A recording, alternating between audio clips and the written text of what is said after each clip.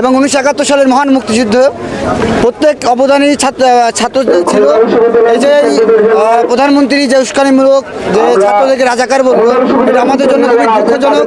এবং ঢাকা বিশ্ববিদ্যালয়ের যেভাবে নির্মমভাবে আমার ভাই বোনদেরকে যেভাবে মেরেছে, এটা আমাদের জন্য খুবই লজ্জাজনক। এইভাবে আমরা এইভাবে একটা দেশ চলতে পারে না, এভাবে একটা ছাত্র সমাজ, এভাবে একটা শিক্ষা চলতে কখনোই হতে পারে না। এটা দেশের জন্য অমঙ্গল এবং একটা দেশ কখনো এভাবে উন্নতি হতে পারে না।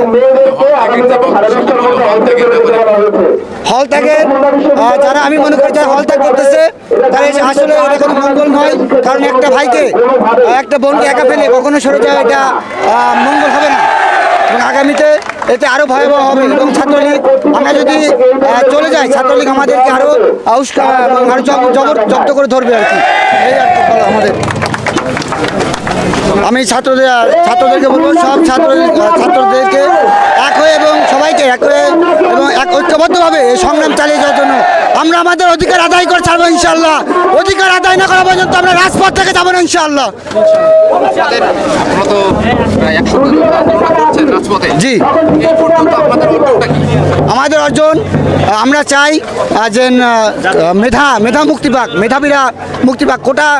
কোটার মাধ্যমে না আসুক। যারা মুক্তিযোদ্ধার সন্তান তারা প্রমাণ করে দিক আমরা বীরের সন্তান। আমরা কোটার মাধ্যমে, আমরা মেধার মাধ্যমে আসতে চাই। আজকের এই আন্দোলন শুধু কোটা সংস্কারের ভিতরে সীমাবদ্ধ নেই। কোটা সংস্কারের ভিতরে ততদিন পর্যন্ত সীমাবদ্ধ ছিল যতদিন পর্যন্ত আমার ভাই মারা যায় না, আমার বোনের রক্তক্ষরণ হয় নাই। আমার ভাইকে পুলিশ নির্মমভাবে গুলি করে হত্যা করেছে, আমার বোনের রক্তক্ষরণ করেছে। এখন এই আন্দোলন এই রাষ্ট্র সংস্কারের আন্দোলন, এই আন্দোলন এই সরকার স্বৈরাচার সরকারের আন্দোলন। আমরা যেই সব পুলিশ নির্বিচারে গুলি করেছে আমাদের ভাইদেরকে, তাদের দৃষ্টান্তমূলক শাস্তি চাই। সরকারের জবাবদিহি করতে হবে। আমার ভাইয়ের রক্ত নেওয়ার অধিকার কে দিয়েছে? তাকে কে দিয়েছে? দর্শক, ওনার রক্তে ভেসে গেছে খুলনা ভার্সিটির আপুর এক কান্না। ওনার যে হৃদয় বিদারিত যে কথাগুলো আমরা ওনার কাছ থেকে শুনবো দেশবাসীর উদ্দেশ্যে, উনি কথাগুলো বলবেন। আমরা চলে যাচ্ছি সরাসরি ওনার কাছে।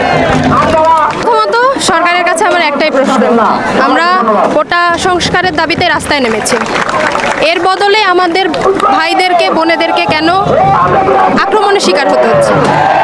এই প্রশ্নের উত্তর সরকার দেবে, সরকার দিতে বাধ্য।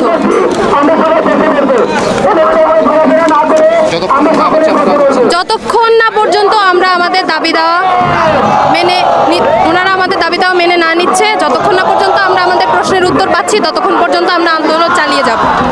ধন্যবাদ। দর্শক, আপুর কথাটা আপনারা শুনলেন। উনি কিন্তু এমনটা বলছিলেন, যতক্ষণ পর্যন্ত ওনাদের দাবি দেওয়া বা ওনাদের যে চাওয়া এটা যতক্ষণ পূরণ না হচ্ছে, ওনারা রাজপথ ছাড়বেন না, ওনাদের আন্দোলন ওনারা চালিয়ে যাবেন। এই ছিল আপাতত আপডেট। আমি আশরাফ রিপন, বেলাশিস টিভি থেকে সরাসরি যুক্ত করছিলাম আপনাদের।